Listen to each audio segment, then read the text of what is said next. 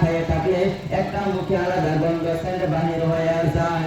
আল্লাহ রাব্বুল আলামিন বলেন, আমার মাহবুব বান্দা যখন আমার উদ্দেশ্যে আমাকে রাজি খুশি করার জন্য রোজা রাখছে, আর এই রোজা রাখার ফলে তাদের মুখে দিয়ে একটা দুর্গন্ধ বাহির হইতেছে।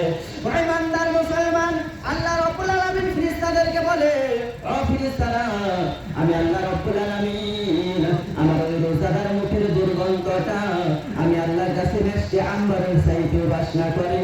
জোরে বলেন না সুবহানাল্লাহ। ওই ইমানদার মুসলমান, মাহে রমজান অতিবাহিত হয়ে গেছে, চার দোকানের মধ্যে পর্দা নামাইয়া ফেলছ, তুমি মনে মনে ভাবছো আল্লাহ রাব্বুল আলামিন দেখতাছে না।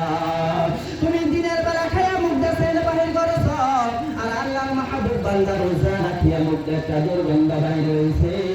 আল্লাহ রাব্বুল আলামিন বলে, ওই রোজাদার ব্যক্তির মুখের দুর্গন্ধ মিষ্টি আম্বরের চাইতে আমার কাছে বাসনা। দুই নাম্বার, আল্লাহ রাব্বুল আলামিন বলেন, যারা রোজাদার ব্যক্তি যারা রোজা রাখে তাদের জন্য নদীর মাছে সাগরের মাছে মাগফিরাতের দোয়া করে।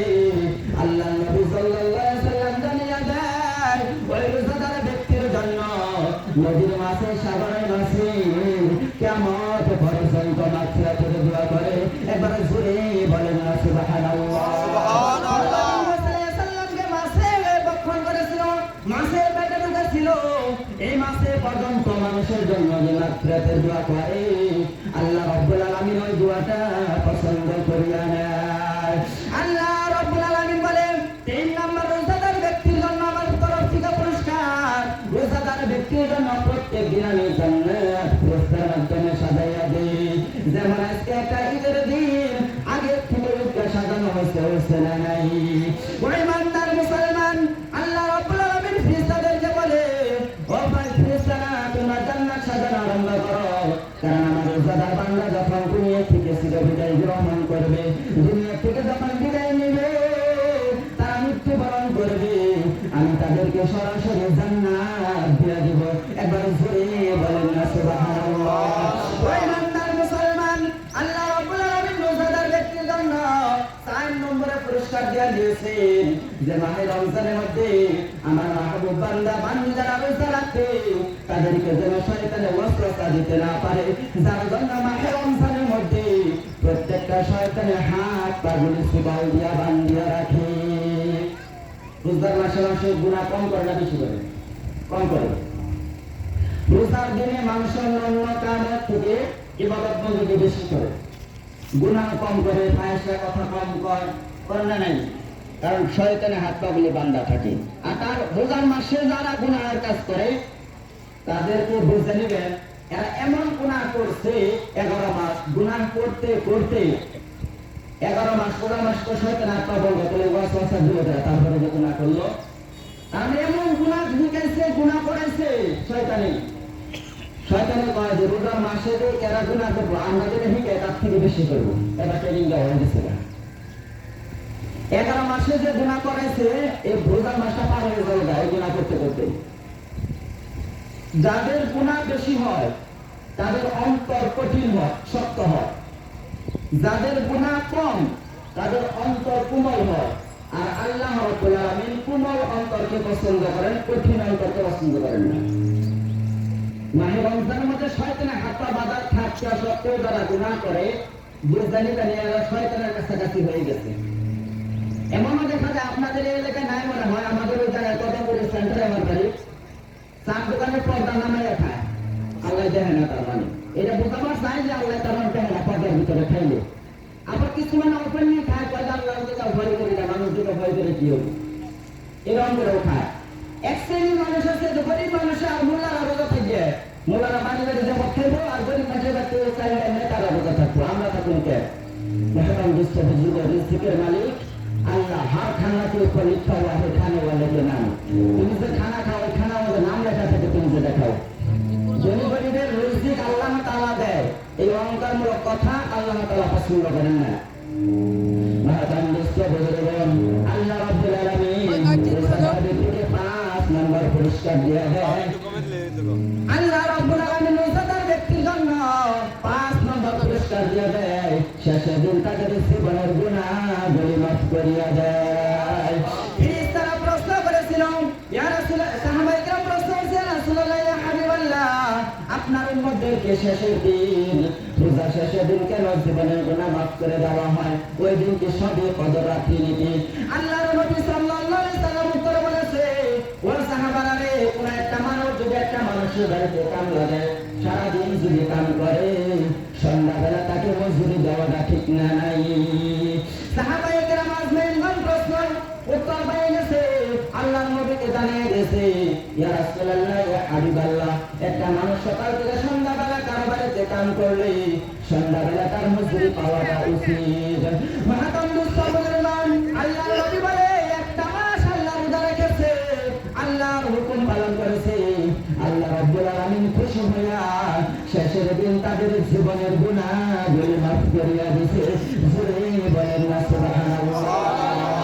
ওই মান্নার মুসলমান, মাহে রমজানের রোজা এত ফজিলত, মাহে রমজান একটা এমন একটা মাস, মানুষের জীবনের গুনাহ মাফের একটা মাস, মানুষের জীবনের আয় বরকতের একটা মাস, মানুষের জীবনে রহমত বর্ষিত হওয়ার একটা মাস, মা বাবার জীবনের গুনাহ মাফ করানোর একটা মাস।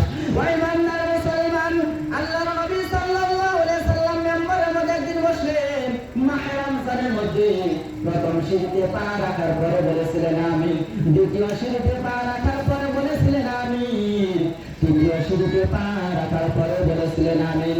সাহাবায়ে কেরাম প্রশ্ন করলেন, ইয়া রাসূলুল্লাহ, ইয়া হাবিবাল্লাহ, এই মসজিদে নববীর মধ্যে, মেহরামের মধ্যে, এই সিঁড়ির মধ্যে আপনি অন্য দিন উঠেন, কোনদিন আমিন শব্দ বলেন নাই, আজকে কেন তুমি এই মসজিদে মেহরামের মধ্যে আপনি আমিন আমিন বললেন? ও আল্লাহর হাবিব, আমাদেরকে জানিয়ে দেন, এর উদ্দেশ্য কি আমরা জানতে চাই। আল্লাহর নবী বলেন, সাহাবারা রে, আমি যখন প্রথম সিঁড়িতে পা রাখলাম, ওই সময় জিবরাইল আমিন ফেরেশতা এইমাত্র আমার নিকটে আসছিল আর বলল, যারা মাহে রমজান মাস পাওয়ার পরে যাদের জীবনের গুনাহ মাফ করাইতে পারলো না, ওই বান্দা দুনিয়া থেকে ধ্বংস হয়ে যায়। আমি নবী বলেছিলাম আমিন। ওই বান্দার মুসলমান, মাহে রমজান পার হয়ে গেছে, আপনি এক ওয়াক্ত নামাজ পড়েন নাই, মাহে রমজান পার হয়ে গেছে, আপনি একটা রোজা রাখেন নাই, মাহে রমজান পার হয়ে গেল, আপনি একটা তারাবি নামাজ আদায় করেন নাই। ওই বান্দার মুসলমান, এমন মনে হয় তার বাড়িতে রমজানের সাহানি ওঠে নাই। কথা বলেন ঠিক কিনা? একটা মাস পার হয়ে গেছে, আপনি একটা ইবাদত বন্দেগী করেন নাই। ওই বান্দার মুসলমান, হালাকে মাহে রমজানের মধ্যে সবচেয়ে মানুষে বেশি নামাজ পড়ে, মাহে রমজানের মধ্যে মানুষে বেশি বেশি কোরআন তিলাওয়াত করে, অন্য মাসে এত কোরআন তিলাওয়াত হয় না যে কোরআন তিলাওয়াত মাহে রমজানের মধ্যে হয়। মা বোনদের অন্য মাসে যদি কোরআন নাও পড়ে, মাহে রমজানের মধ্যে কোরআন শরীফ তিলাওয়াতের প্রথম উঠায় না নাই। ওই ইমানদার মুসলমান, এত একটা সুন্দর বরকতময় মাস পার হয়ে গেল, আপনি রোজাও রাখলেন না, তারাবি নামাজ আদায় করলেন না, রোজা রাখলেন না, আপনি কিছুই করলেন না, আপনার নেগর মানুষ এই দুনিয়া থেকে বাইসা টাকা থেকে মরে গেল। আল্লাহর নবী বলে, আমি এই কথা সাপোর্ট দিয়ে দিয়েছিলাম, আমি সমর্থন করেছি, বলেছি আমি। দ্বিতীয় সিঁড়িতে যখন আমি পা রাখি, ওই সময় বলল জিবরাইল আমিন ফেরেশতা, ইয়া রাসূলুল্লাহ, ইয়া হাবিবাল্লাহ, আপনার নাম শোনার পরেও যারা দরুদ পড়ে না, ওই ব্যক্তি দুনিয়া থেকে ধ্বংস হয়ে যাক। আমি নবী বলেছিলাম আমিন, কারণ আল্লাহর নবীর উপরে দরুদ পাঠ করলে, আল্লাহর নবীর উপরে বেশি বেশি করে দরুদ পড়লে, কিয়ামতের মাঠে কঠিন মুসিবতের সময় আল্লাহর নবীর শাফাআতকারী হয়ে যাবে। জোরে বলেন না সুবহানাল্লাহ। আল্লাহর নবী সাল্লাল্লাহু আলাইহি সাল্লাম বলেন, 3 নম্বর সিজদা যখন পা রাখে, তখন আমি বলেছিলাম আমিন, কারণ ওই সময় জিবরাইল আমিন ফেরেশতা বলল, যাদের মা বাবা দুইজন বেঁচে আছে বা একজন বৃদ্ধ অবস্থায় বেঁচে আছে, একজন দুনিয়া থেকে বিদায় হয়ে গেছে, ওই মা বাবাকে এমন সেবা যত্ন এমন খেদমত করাইলো না যে জান্নাতের উপক্রম হয়েছে, জান্নাতে যাওয়ার রাস্তা ফেলে গেছে, ওই রকম ব্যক্তি দুনিয়া থেকে ধ্বংস হয়ে যায়। ওই বান্দার মুসলমান, যাদের ঘরে মা বাবা আছে, মাহে রমজান পার হয়ে গেল, আপনি মা বাবার কদর করলেন না, মা বাবার সেবা যত্ন করলেন না, আপনি মাহে রমজানের মধ্যে ইফতারের সময় 10-12 প্রকারের খাদ্য আইন আপনি ইফতার করেন, আপনার মা বাবার খবর আপনি নেন নাই, আপনার মা বিছানার মধ্যে পড়ে থাকে, আপনি খবর নেন আপনি ওষুধ কিনা দেন না, কিন্তু আপনার ছেলে মেয়ের অসুখ হইলে আপনি ব্যস্ত হয়ে যান, আপনার বিটির অসুখ হইলে আপনি ব্যস্ত হয়ে যান, আপনার নিজের কোনো কিছু হইলে আপনি ব্যস্ত হয়ে যান। ওই ইমানদার মুসলমান, আপনার মা বাবার অসুখ হয়েছে, আপনার মা বাবার কোনো বস্তুর অভাব হয়েছে, আপনি কেন ব্যস্ত হইলেন না? আমার আপনার হাবিব বলে ওই সন্তানের জন্য, ওই বান্দাদের জন্য আমি নবী বলেছিলাম আমিন। ওই ইমানদার মুসলমান, সেই জন্য মাহে রমজানের মধ্যে আল্লাহর নবী বলেছে 4টা কাজ তোমরা বেশি বেশি করে করো। এক নম্বর আল্লাহ নবী জানিয়ে দিয়েছেন, এক নম্বরে তোমরা মাহে রমজানের মধ্যে কালিমায়ে তাইয়্যিবা, কালিমায়ে শাহাদাত বেশি বেশি করে তিলাওয়াত করো। কারণ মুসা আলাইহিস সালাম একদিন জিজ্ঞাসা করেছে, আল্লাহ আমাকে এমন একটা আমল শিখিয়ে দেন যে আমলটা আমার জন্য খাস হয়ে যাবে, আমার নেকির পাল্লা বেশি বেশি ভারী হয়ে যাবে, এমন আমল আমাকে একটা দিয়া দেন। আল্লাহ রাব্বুল আলামিন বললেন, তুমি বেশি বেশি করে লা ইলাহা ইল্লাল্লাহ পড়ো। মুসা আলাইহিস সালাম বললেন, এই কলেমা তো সবাই পড়তে পারে, এটা তো একটা ছোট্ট আমল হয়ে গেল। আল্লাহ রাব্বুল আলামিন বলে, 7 আসমান 7 জমিনের মধ্যে যাহা কিছু আছে, তারপরে 7 আসমান 7 জমিন সহ যদি এক পাল্লা উঠায় দেওয়া হয়, ওরে মুসা আরেক পাল্লা যদি কালিমাটা উঠায় দেওয়া হয়, ওই কালিমার পাল্লা ভারী হয়ে যাবে। একবার জোরে বলেন না সুবহানাল্লাহ।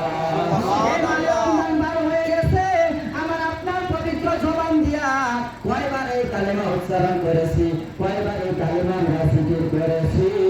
মহাতন্দিস কবির আল্লাহর নবী বলে, 2 নম্বরে মাহে রমজানের মধ্যে বেশি বেশি করে ইস্তিগফার করা।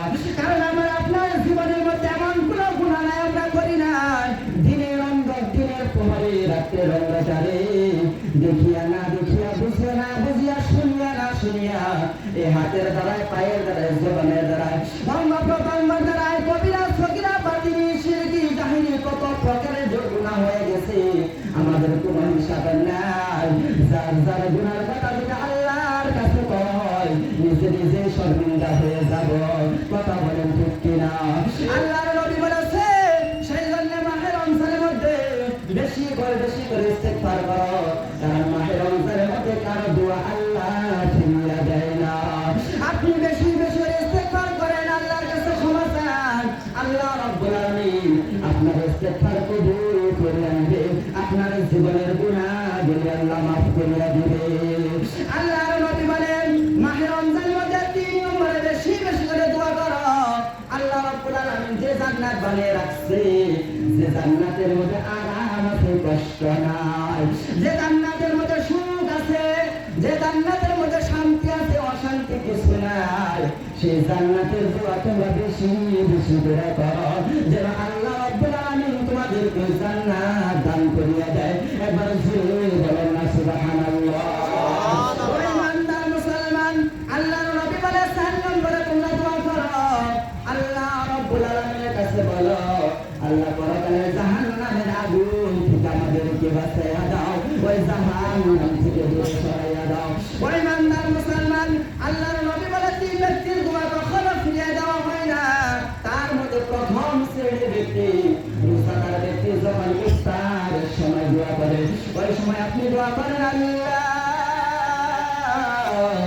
আমার জীবনের গুনাহগুলো তুমি মাফ করিয়া দাও। আল্লাহ রাব্বুল আলামিন তোমার জান্নাতের আশা করে, তোমার জান্নাত আমাদেরকে দান করো। ও আল্লাহ রাব্বুল আলামিন, তোমার জাহান্নাম দেখলে তারপরে ভয় করি, তোমার জাহান্নাম থেকে আমাদেরকে বাঁচাইয়া দাও। আল্লাহর নবী বলে, ওই রোজাদার ব্যক্তি ইফতারের সময় দোয়া করতে দেরি হয়, আল্লাহ রাব্বুল আলামিন দোয়া কবুল করতে দেরি হয় না। ওই ইমানদার মুসলমান, মাহে রমজানের রোজায় তো আমরা রাখি নাই, ইফতারের সময় দোয়া করুন কেমনে? ওই ইমানদার মুসলমান, রোজাদার ব্যক্তির দোয়া কখনো আল্লাহ তাআলা ফিরিয়ে দেয় না, ইফতারের সময় দোয়া কবুল করিয়া থাকে। আল্লাহর নবী বলে, ইফতারের সময় লক্ষ লক্ষ মানুষকে জাহান্নাম থেকে আল্লাহ রাব্বুল আলামিন মাফ করিয়া দেয়। ওই ইমানদার মুসলমান, আমার আপনার আত্মীয়-ওয়ারিস আলেওয়ালা আল্লাহ যারা কবরের মধ্যে চলে গেছে, তারা দোয়ার জন্য চায় থাকে, কে যেন আমার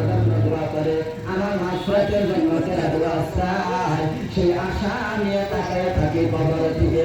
ওই বান্দার মুসলমান ইফতার সময় আপনি দোয়া করেন, ও আল্লাহ রাব্বুল আলামিন, আমার মা দুনিয়া থেকে চিরবিদায় হয়ে গেছে, আমার বাবা চিরবিদায় হয়েছে, আমার ছেলে সন্তান ভাই ব্রাদার তারা অন্ধকার কবরের মধ্যে চলে গেছে। আল্লাহ জানি না কবরের মধ্যে তুমি কি হালতের মধ্যে রেখেছ। ও আল্লাহ রাব্বুল আলামিন, তাদেরকে তুমি মাফ করিয়া দিয়ে তুমি জান্নাতের মেহমান বানিয়ে দাও। আল্লাহর নবী বলে কোন রোজাদার ব্যক্তি যখন ইফতারের সময় এমন ভাবে দোয়া করে, ওই দোয়াটা আল্লাহর আরশ পর্যন্ত পৌঁছে যায়। আল্লাহ রাব্বুল আলামিন ওনার দোয়া কবুল করিয়া নেয়। ওই বান্দার মুসলমান, আল্লাহ রাব্বুল আলামিন যেদিন কঠিন বিচার কায়েম করে দিবে, ওই দিন আরশের ছায়া ছাড়া কোনো জায়গা থাকবে না, সমস্ত মানুষ পেরেশানির মধ্যে হয়ে যাবে।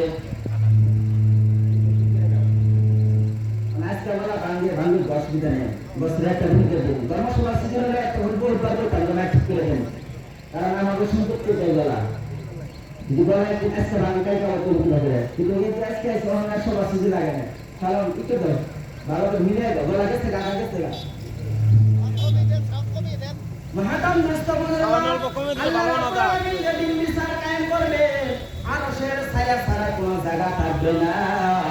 ইমানদার মুসলমান, আল্লাহর নবী বলে যারা দুনিয়ার জমিনের মধ্যে রোজা রেখেছিল, যারা আল্লাহর হুকুম মানে রাখছে, রোজা সহিষ্ণুভাবে রাখছে, আল্লাহ রাব্বুল আলামিন খুশি হইয়া তাদেরকে কঠিন বিচারের দিন আরশের নিচে বসার ব্যবস্থা করিয়া দিবে।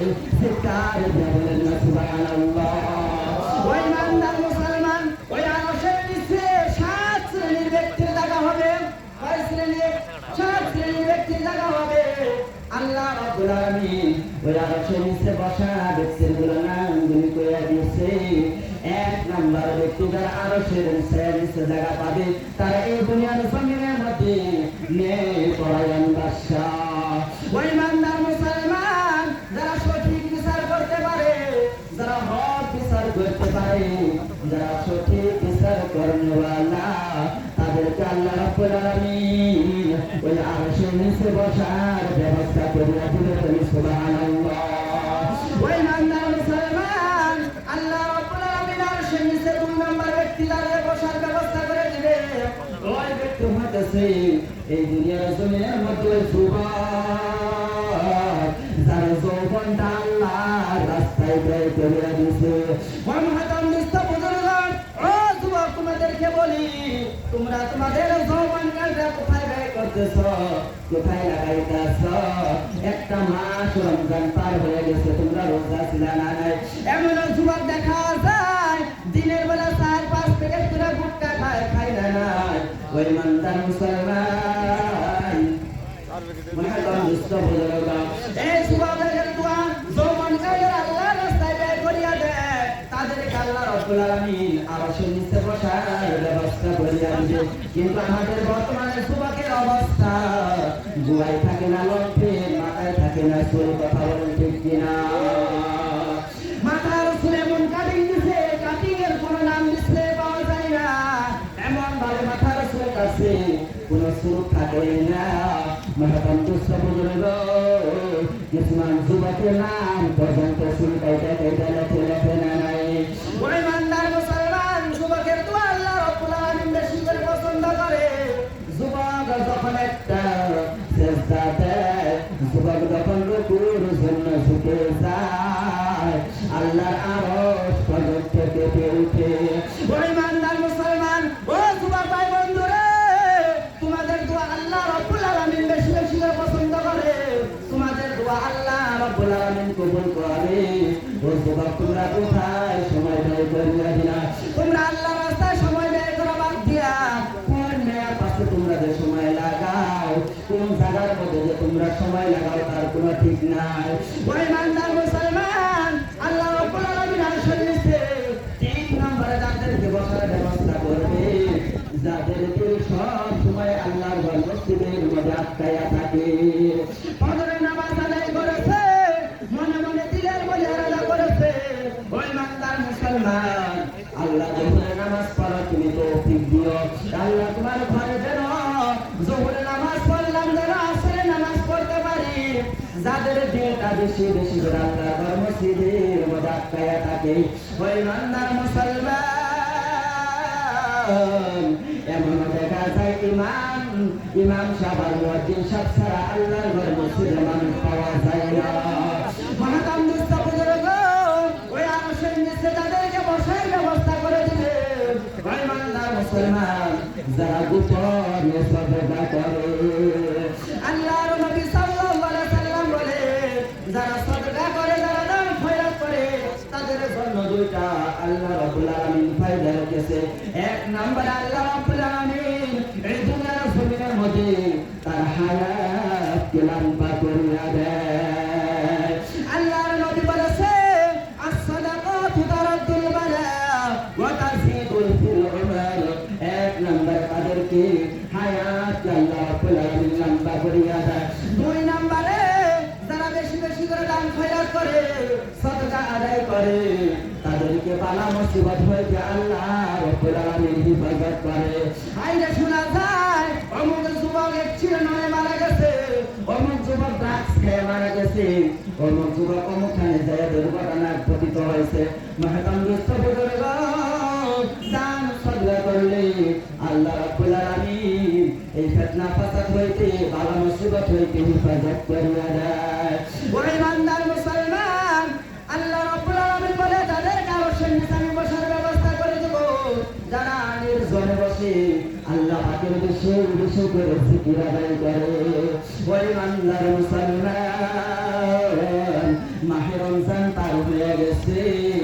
আল্লাহর নবী বলেছে এক মাস আমার উম্মত যারা রোজা রেখেছে, সময় মতো ইফতার করেছে, সময় মতো সেহরি খাইছে, ঈদুল ফিতরে নামাজ পড়ার জন্য যারা ঈদগাহে যায়, ঈদের নামাজ পড়ার পর যখন যার বাড়ি ফিরিল, আল্লাহর নবী বলে তারা নিষ্পাপ হয়ে যার যার বাড়িতে চলে যায়। জোরে বলেন না সুবহানাল্লাহ। ওই ইমানদার মুসলমান, আল্লাহ রাব্বুল আলামিন ঈদে আসার পরে যখন আপনি বাড়িতে যাবেন, প্রত্যেকের আমলনামার মধ্যে নেকি বলে লিপিবদ্ধ করে দেয়। জীবনের গুনাহ আল্লাহ রাব্বুল আলামিন মাফ করিয়া দেয়। পুরা জমিনের মধ্যে আল্লাহ রাব্বুল আলামিন ফেরেশতা পাঠিয়ে দিয়েছে। আল্লাহ রাব্বুল আলামিন ফজরের সময় পাঠিয়ে দিয়েছে একদল ফেরেশতা অবতরণ হয়েছে। ফেরেশতাদেরকে আল্লাহ জিজ্ঞাসা করে, আমার বান্দারা একটা মাস রোজা রেখেছে, সেহরি পান করেছে, সেহরি খাইছে, ইফতার করেছে, খোলা ময়দানের মধ্যে ঈদুল ফিতরে নামাজ পড়ার জন্য আইছে, নামাজ পড়ার পরে আমার বান্দারা কি চায়? ফেরেশতারা জবাবে বলবে, আল্লাহ গো, তোমার বান্দারা এক মাস রোজা রাখছে, সেহরি খাইছে, ইফতার করেছে, সময় মতো সব কিছু পালন করেছে।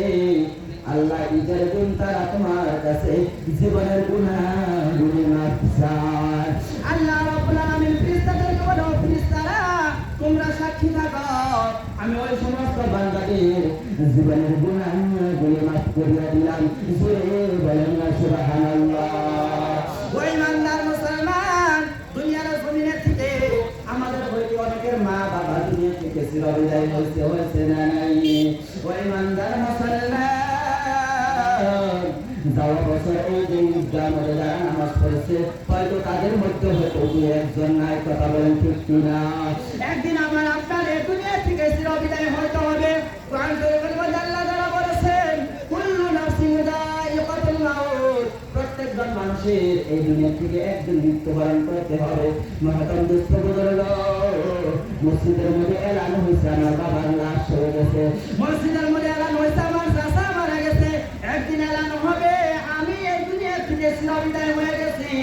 ওই ইমানদার মুসলমান, আমাদের আজের মা বাবা কবরের মধ্যে চলে গেছে, আমাদের আপনাদের ভাই, আমাদের ছেলে সন্তান, স্ত্রী, তাদের স্বামী এই দুনিয়া থেকে চিরবিদায় হয়ে গেছে। ওই ইমানদার মুসলমান, তাদের জন্য আজকের দিন আমরা দোয়া করব, তারা যেন কবরের মধ্যে শান্তিতে থাকে। মহাতাম মুস্তাফিজুর ভাই, ঈদের দিন আনন্দের দিন, ফুর্তির দিন।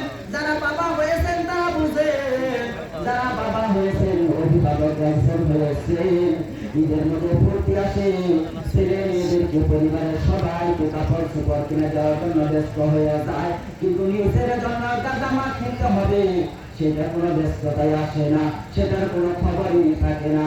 বাবা সিরাবন্তি সিরা সাত চিন্তা থাকে, কিন্তু ছেলে মেয়েদেরকে সাজগোজ করার জন্য পোশাক জামা কিনে দেয়। ওই ইমানদার মুসলমান, ওদের মা বাবা যাদের কবরে চলে গেছে তাদের জন্য আমরা দোয়া করবো। কথা বলেন ঠিক কিনা? ওই ইমানদার মুসলমান, মহাগন্ধস্থ বুজুর্গ, মা বাবা যার বেঁচে আছে তাদেরকে আমরা প্রাণ ধরে খেদমত করবো। যাদের মা বাবা দুনিয়া থেকে চিরবিদায় হয়ে গেছে তাদের জন্য দোয়া করবো। আল্লাহ যেন তাদেরকে কবরের মধ্যে শান্তিতে রাখে, তাদেরকে যেন আল্লাহ তাআলা জান্নাত দিয়ে দেয়। আল্লাহ নবী সাল্লাল্লাহু আলাইহি সাল্লাম বলেছে, আমি একজন ইতিম নবী, আমার কোন উম্মত যখন মা বাবার জন্য দোয়া করবে, ইতিম হয়ে মা বাবার জন্য আল্লাহর কাছে দোয়া করবে, আল্লাহ রাব্বুল আলামিন তার দোয়া কখনো ফিরিয়ে দিবেন না, বরং আমি নবী তার সঙ্গে একসাথে আল্লাহর জান্নাতের মধ্যে চলে যাব। জোরে বলেন না সুবহানাল্লাহ। সুবহানাল্লাহ। ওয়া ইমানদার মুসলমান, মা বাবার একটা ওয়াক্ত বলে শেষ করব, সময় হয়ে গেছে। অনেকেই আমরা যুবক হয়ে গেছি, বিবাহিত হয়ে গেছি, এখন মা বাবা বৃদ্ধ হয়ে গেছে, মা বাবা বুড়া হয়ে গেছে, মা বাবা ভালো লাগে না, মা বাবার কথা এখন ভালো না, মা বাবার আচরণ এখন ভালো লাগে না। মহাকন্দুষ্ট বুজুর্গ, একটা কথা মনে রাখো, গাছ যতই বুড়া হোক না কেন ক্যান্টিন ফেলাইয়া দিও না, অন্তত ফল না দেবার পারলেও ছায়া দিবে। কথা বলেন ঠিক কিনা? যাদের মা বাবা জীবিত রয়েছে তারা জানে যখন আপনার ঘরে ছেলে সন্তান হবে তাদের খেলার সাথী হয়ে যায় তারা। কথা বলেন ঠিক কিনা? ঠিক না? আমার এক ছেলে এক মেয়ে, আমার আব্বা আম্মা খালি হিলে নিয়ে বসতো পাটনা কোরআনে লাগাতে গেছে না। ওই মান্না মুসলমান, ওই বাবা একদিন আমাকে আপনাকে দিছে, ঈদের মধ্যে নতুন জামা কিনে দিছে, সবার বাজার করছে, কিন্তু বাবার বাজার করার কথা মনে থাকে নাই। ওই ছেঁড়া পাঞ্জাবি বতন দিয়ে উদ্যায় নামাজ পড়ার জন্য গেছে। আজকে ওই মা বাবার আচরণ ভালো লাগে না, ওই মা বাবার কথা আপনার ভালো লাগে না, বৃদ্ধ হয়ে গেছে। মহাবন্ধুস্থ বুজুর্গ, ওই ইমানদার মুসলমান,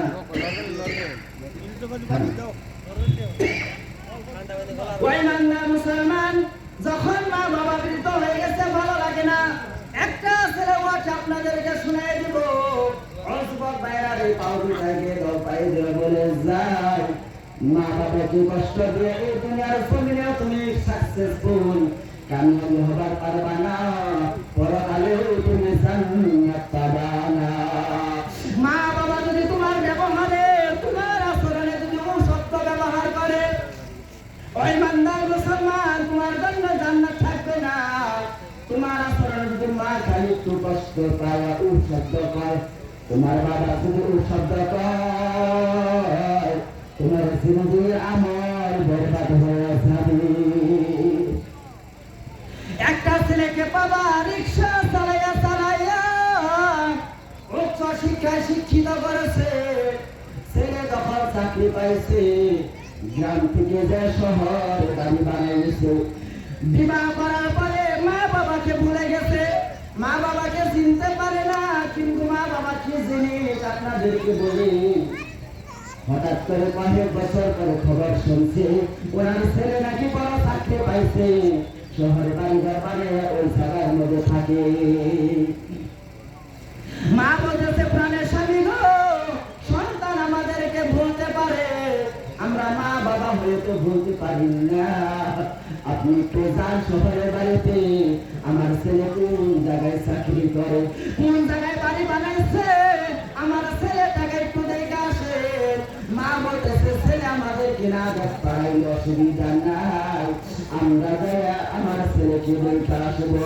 প্রাণের স্বামী গো, আপনি যান, আপনি গেলে হয়তো আমার ছেলে আপনাকে যখন দেখবে ছেলের মনটা নরম হয়ে যাবে, ওই ছেলেটা আমাদের বাড়িতে আবার ফিরে আসবে। বাবা ওই কথা পরামর্শ অনুযায়ী ছেলের বাড়িতে গেছে, যাইয়া দেখে বড় একটা অফিসের অফিসার গেটের সামনে দারোয়ান খাড়ানো আছে। দারোয়ানকে বলতেছে অমুকের সাথে আমি দেখা করব।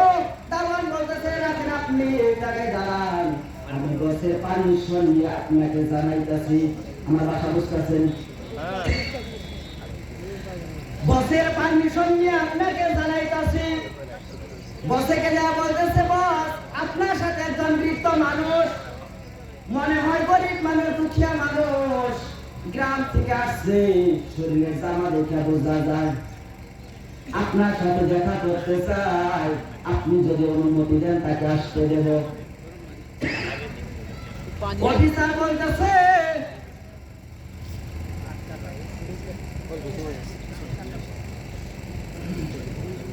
ছেলেটা বলতেছে দাঁড়াও, কোন মানুষটা অফিসের সামনে আসছে আমি চেক করে দেখি।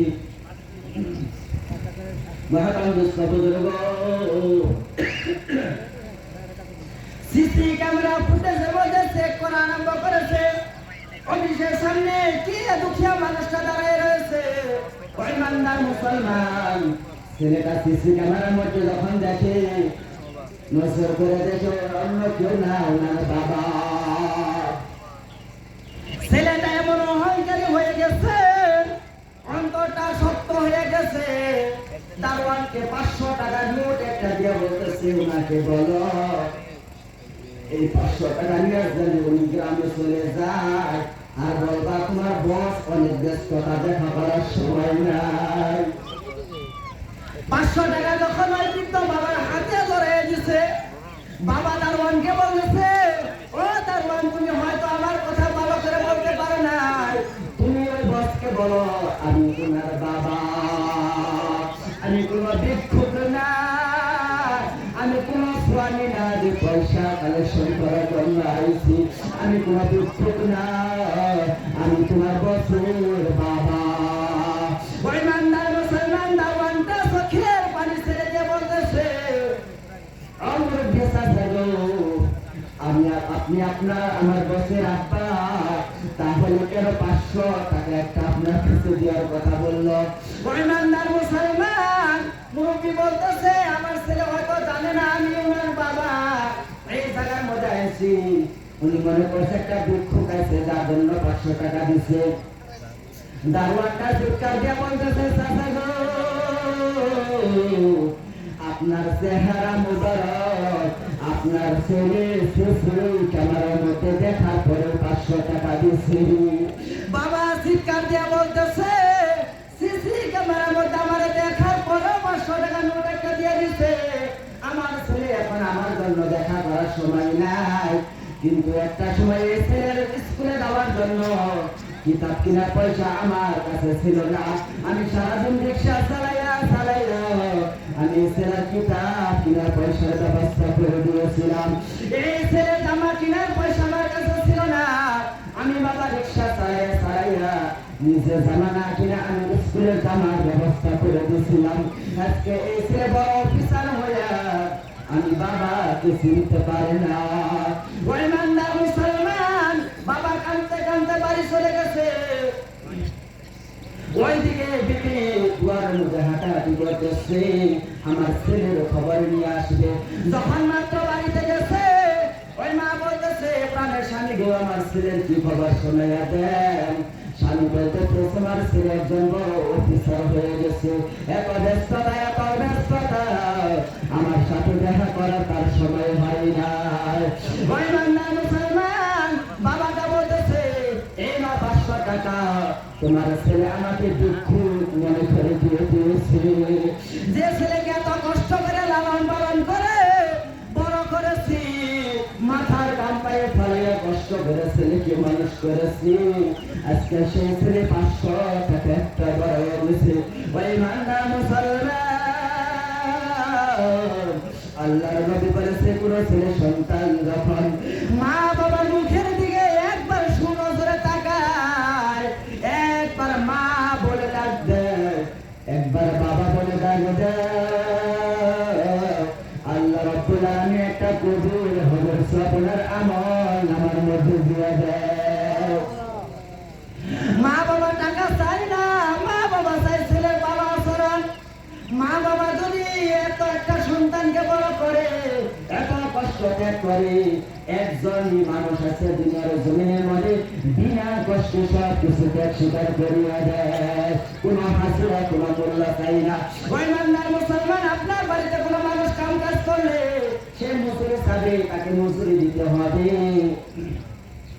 আপনার পেছনে এত টাকা পয়সা খরচ করেছে, এত সময় নষ্ট করেছে, এত শ্রম দিয়েছে, ওই মা বাবা তোমার পরিশ্রম চাইছে কি চাই নাই?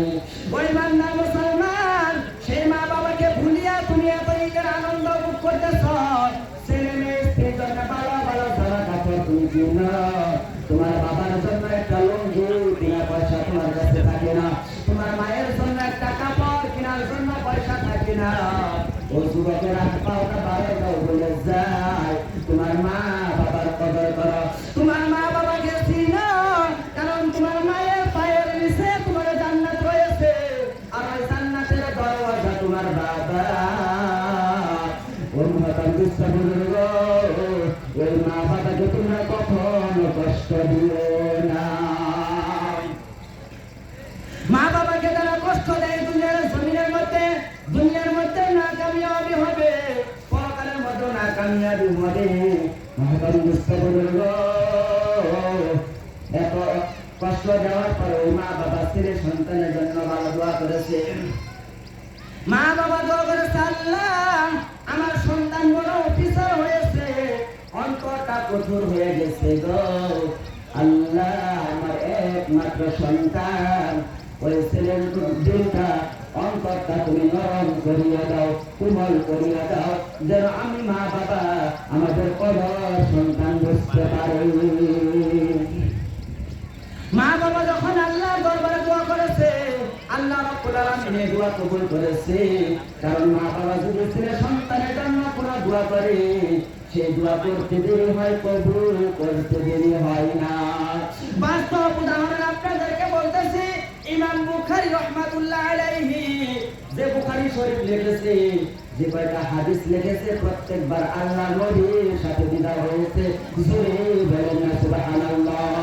ইমাম বুখারী রাহমাতুল্লাহ আলাইহি যখন পেটের মধ্যে ছিলেন, ওই সময় বাবা নিয়ত করেছে, আমার যদি একটা ছেলে সন্তান হয়, আমি একজন বড় আলেম বানাবো, একজন বড় আলেম বানাবো। এই নিয়ত করেছে। সন্তান পেটে থাকা অবস্থায় বাবা মারা গেছে। ইমাম বুখারী রাহমাতুল্লাহ আলাইহির বাবা দুনিয়া থেকে বিদায় নিয়েছে।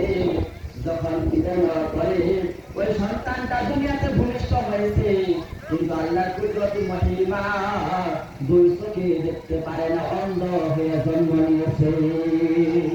কিন্তু বাবা আওয়াজ করছে কি, আলেম বানাবো, তো চোখে দেখা করবো কেন? ইমাম বুখারী রাহমাতুল্লাহ আলাইহির মা এমন কোন কবিরাজ নাই যে তার বগলে যায় নাই, এমন কোন ডাক্তার নাই তার বগলে যায় নাই, কিন্তু কোন কবিরাজ ডাক্তারের সাহস পায় নাই ভালো করার জন্য। প্রত্যেকটা ডাক্তার কবিরাজ একই কথা বলেছে, আমাদের দ্বারাই কোনো সম্ভব না। যে জন্ম দিয়েছে এই ছেলের যে মালিক, তার কাছে বলো, তার কাছে সব কিছু সম্ভব। যদি আল্লাহ ইচ্ছা করে আপনার সন্তানকে চক্ষু ফিরে দিতে পারবে, আর যদি আল্লাহ ইচ্ছা না করে আপনার ছেলের চোখ ফিরে দেওয়া সম্ভব না। ইমাম বুখারী রাহমাতুল্লাহ আলাইহির মা সমস্ত ডাক্তার কবিরাজের কাছ থেকে বিমুখ হইয়া বাড়িতে আইসা যায় নামাজটা বিছাইয়া। মাহে রমজানের মধ্যে নামাজ আদায় করি আল্লাহর কাছে দুইটা হাত বাড়াইছে, ও আল্লাহ গো, আমার স্বামী দুনিয়াতে জীবিত নাই, আমার আর কোনো ছেলে সন্তান নাই, আমার স্বামী ওসিয়ত করেছে যদি ছেলে সন্তান হয় তাকে যেন বড় আলেম বানাই, কিন্তু আল্লাহ তুমি এমন বানিয়ে দিয়েছো, দুটা চক্ষু দাও নাই, অন্ধ বানিয়ে পাঠিয়ে দিয়েছ। ওই বান্দার মুসলমান মায়ে দোয়া করেছে, আল্লাহ গো, আমার সন্তানের চোখ দুটা ফিরিয়ে দাও, যদি চোখকে ফিরিয়ে দাও আমি একজন বড় আলেম বানাবো। মায়ে সন্তানের জন্য দোয়া করেছে। আল্লাহ রাব্বুল আলামিন বলে, তোমার স্বামীর মহব্বতে তুমি আমার কাছে দোয়া করেছ সন্তানের জন্য, আমি আল্লাহ রাব্বুল আলামিন তুমি মা হয়ে দোয়ার কারণে আমি তোমার ছেলে চক্ষু দুটা ফিরিয়া দিলাম। এই ছেলে মাদ্রাসায় পড়ে পড়ে একজন বড় আলেম নয়, একজন বুখারী। ইমাম বুখারী রাহমাতুল্লাহ আলাইহি মা কবুল দোয়া করেছে, কবুল হয়েছে। আমার আপনার মা যদি আপনার আমার জন্য দোয়া করে, সেই দোয়াটা আল্লাহ রাব্বুল আলামিন কবুল করে নিবে। কথা বলেন ঠিক কিনা? ইমানদার মুসলমান, মাদারদেশে বুজুর্গ, মাদাদের মা বাবা জীবিত রয়েছে। আজকে থেকে ওয়াদা করবো, মা বাবাকে আর কষ্ট দেব না, মা বাবাকে কোনো আঘাত দিয়ে কথা বলবো না। যাহা কিছু করবো মা বাবার পরামর্শ অনুযায়ী করবো ইনশাআল্লাহ। সময় গেছে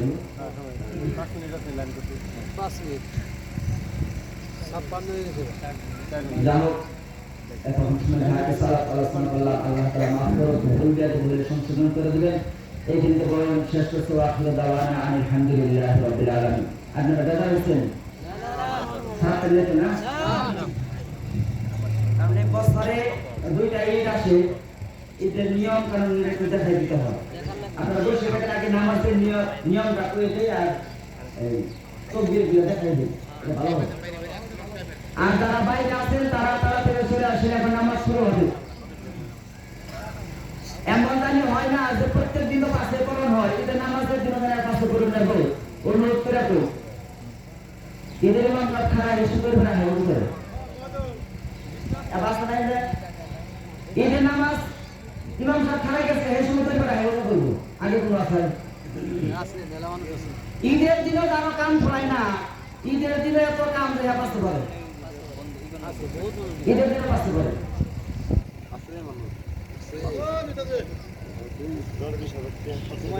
যারা